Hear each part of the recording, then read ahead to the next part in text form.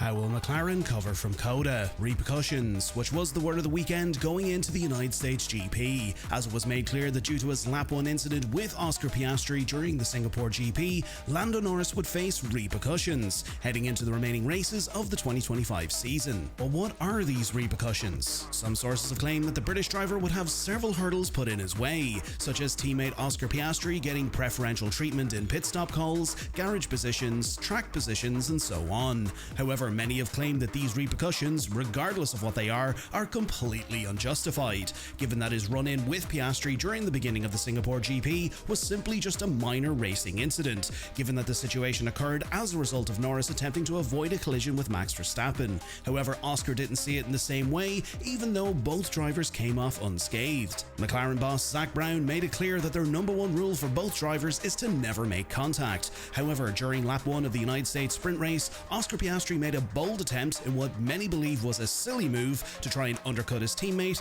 but in the process made contact with Kick Sauber's Nico Hulkenberg, which resulted in Piastri colliding with Norris and taking both of the drivers out. But McLaren's worries didn't end there. As a result of an incredible performance over the entire weekend by 4-time world champion Max Verstappen, Verstappen won both the sprint race and the Grand Prix, and gained a total of 33 points, which now means 40 points separate him and the top spot in the Drivers' Championship. But what does McLaren do now? Do papaya rules come back into play? Does Oscar face these so-called repercussions? Or in order to have at least one of their drivers claim the championship trophy, do McLaren back only one of their drivers, to prevent Max from snatching away any hopes on claiming both the Constructors and the Drivers' Championship trophies? Make sure to check out our coverage of the United States GP by clicking on the link below, and make sure you're subscribed to the channel, as we'd love to know your thoughts on